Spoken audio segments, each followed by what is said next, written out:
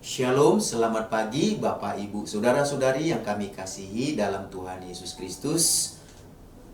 Senang bertemu dengan kita melalui renungan firman Tuhan yang akan kita baca dan dengarkan hari ini. Biarlah sukacita, damai sejahtera, dan kasih dari Tuhan senantiasa melimpah dalam hidup kita semuanya. Mari kita bersatu di dalam doa. Tuhan Yesus, hati kami, Tuhan Yesus melimpah dengan ucapan syukur dan terima kasih buat nafas kehidupan, buat hari yang baru yang Tuhan Yesus karuniakan kepada kami untuk kami jalani sepanjang hari ini. Berkati dan urapi firman-Mu sehingga firman-Mu seperti pelita yang menerangi kehidupan kami. Dalam nama Tuhan Yesus kami berdoa. Haleluya.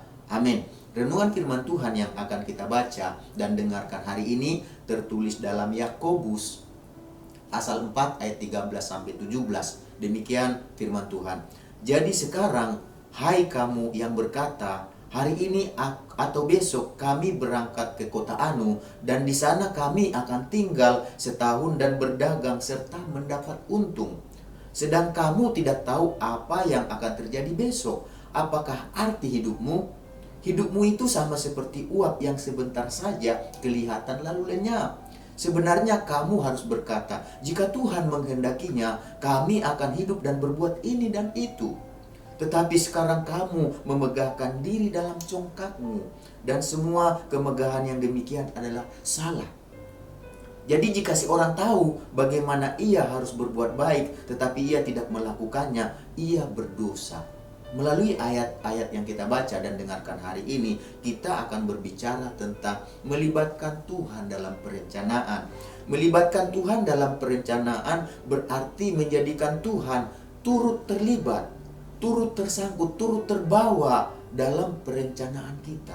Jadi sebagai orang percaya yang percaya Tuhan, sebagai pengikut Yesus, marilah kita belajar untuk melibatkannya ketika kita membuat rencana kita, ketika kita mengkonsep rencana kita, ketika kita menyusun rencana yang akan kita lakukan, yang akan kita kerjakan dalam kehidupan kita. Jadi mengapa kita harus melibatkan Tuhan dalam perencanaan yang akan kita lakukan? Mengapa kita harus melibatkan Tuhan dalam perencanaan yang akan kita kerjakan?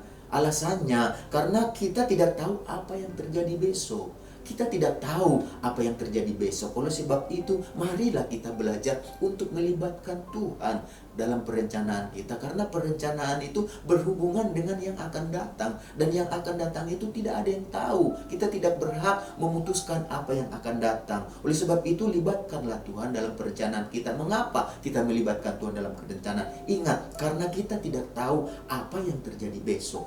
Kita tidak berhak untuk menentukan apakah besok kita masih hidup atau tidak. Karena hidup kita ini sama dikatakan tadi seperti uap yang sebentar saja kelihatan lalu lenyap. Oleh sebab itu Tuhan yang menentukan apakah kita besok masih hidup atau tidak. Kita tidak berhak. Kita hanya boleh dan harus memiliki perencanaan ke depan, karena itu bagian dari kehidupan. Tetapi sekalipun kita memiliki perencanaan ke depan yang akan kita kerjakan, yang akan kita lakukan, libatkanlah Tuhan di sana. Karena apa? Kita nggak berhak untuk hari esok. Kita tidak tahu kita masih hidup atau tidak hari esok. Kita sering dengar hari ini masih orangnya masih hidup, tetapi nggak lama kemudian dia sudah meninggal. Kita nggak tahu hidup itu. Tapi yang jelas, dalam perencanaan kita, itu adalah bagian dari kehidupan yang kita jalani. Hidup ini terdiri dari rencana demi rencana. Tetapi dalam perencanaan ini, melalui Rasul Yakobus katakan, marilah kita untuk melibatkan Tuhan dalam perencanaan tersebut. Mengapa? Alasannya tadi, karena hari esok kita tidak akan tahu. Kita nggak tahu apakah kita masih diberikan napas, masih diizinkan untuk hidup hari esok. Karena itu haknya Tuhan, bukan haknya kita. Hak kita hanya berencana dan libatkan Tuhan dalam perencanaan itu. Oleh karena itulah kita harus melibatkan Tuhan dalam perencanaan. Supaya apa? Supaya ketika Tuhan mengizinkan kita besok masih hidup, ya kita bisa mengerjakan apa yang telah kita rencanakan. Seperti yang tertulis dalam Yakobus pasal 4 ayat 15 tadi. Yakobus pasal 4 ayat 15 dikatakan demikian. Sebenarnya kamu harus berkata, jika Tuhan menghendakinya, kami akan hidup dan berbuat ini dan itu. Artinya libatkan Tuhan dalam perencanaan kita. Mengapa? Tidak ada yang tahu hari esok. Oleh sebab itu dikatakan jika Tuhan menghendaki. Kata jika Tuhan menghendaki itu terserah Tuhan. Itu dalam kedaulatan dan kehendaknya Tuhan di hari esok. Bagian kita, lakukanlah perencanaan demi perencanaan dan jangan lupa melibatkan Tuhan. Lalu yang berikutnya, mengapa kita harus melibatkan Tuhan dalam perencanaan kita? Ya supaya kita jangan memegahkan diri atas apa yang telah kita rencanakan, supaya kita jangan memegahkan diri atas apa yang telah kita rencanakan. Itulah sebabnya kita harus melibatkan Tuhan dalam perencanaan kita. Jadi kalau kita tidak melibatkan Tuhan dalam perencanaan kita, kita bisa saja terjebak dalam dosa kecongkakan, dosa kecombongan. Ya, kita merasa kita berhasil karena kita memiliki perencanaan yang direncanakan dengan benar-benar dipersiapkan dengan matang dan terencana, sehingga kita merasa keberhasilan yang kita capai tersebut berkat kekuatan dan kepintaran atau hikmat kita. Akhirnya kita merasa ya tanpa Tuhan pun kita bisa berhasil dalam perencanaan kita. Kita tidak sadar keberhasilan yang kita peroleh itu sebenarnya karena seizin Tuhan kita bisa berhasil mencapainya. Kalau Tuhan mau, kapan saja ya keberhasilan itu bisa Tuhan ambil kembali dalam sekejap.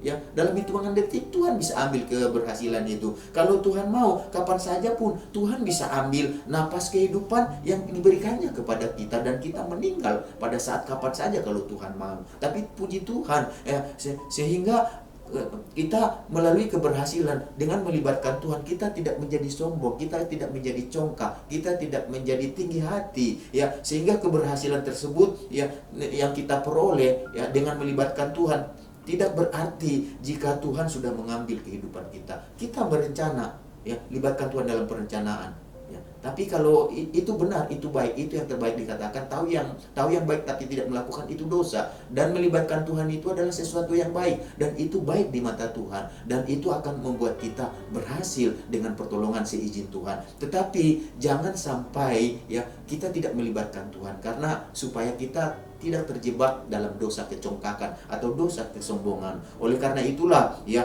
apapun ya, apa yang seharusnya kita lakukan dalam perencanaan kita, yaitu ialah tolong libatkan Tuhan di dalam perencanaan kita. Supaya apa? Supaya ketika Tuhan masih memberikan, masih mengizinkan kita hidup sampai hari esok, kita bisa menjalankan apa yang direncanakan. Nah, jadi apa yang telah direncanakan itu kalau berhasil, kita pun bisa menikmatinya karena Tuhan yang memberikannya kepada kita melalui napas kehidupan. Rencana sehebat mungkin, rencana seluar biasa mungkin, sedahsyat mungkin, itu bagus. Tetapi kalau Tuhan enggak biarkan kita hidup untuk besok, perencanaan itu hanya sekedar perencanaan. Tetapi kalau Tuhan beri kita di hari esok napas kehidupan, perencanaan itu menjadi perencanaan yang bisa kita nikmati. Jadi oleh karena itu Bapak Ibu Saudara-saudari yang kami kasihi dalam Tuhan Yesus Kristus, marilah kita belajar untuk melibatkan Tuhan dalam perencanaan kita. Kita percaya kalau kita melibatkan Tuhan, ya kita percaya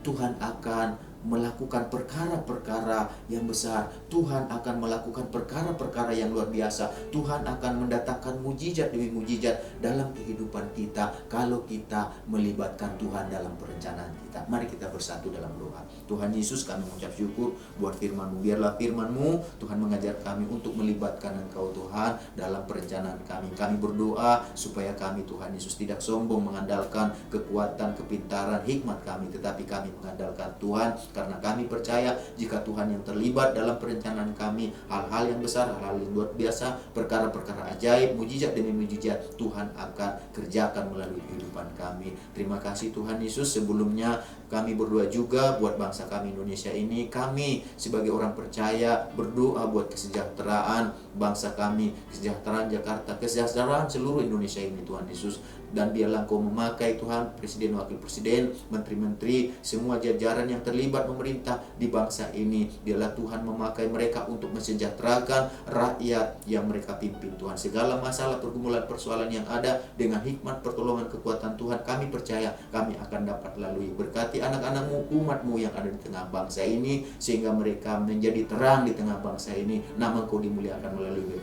mereka. Berkati anak-anak-Mu, umat-Mu yang ada di JSS, yang digembalakan oleh Bapak Pinterli. Amin. Dan kami semuanya mendengarkan renungan hari ini, biarlah Tuhan damai sejahtera, sukacita, kasih Tuhan, segala berkat yang terbaik yang Kau janjikan dalam firman-Mu memberkati kami, menyertai kami sepanjang hari ini. Dalam nama Tuhan kami berdoa. Haleluya.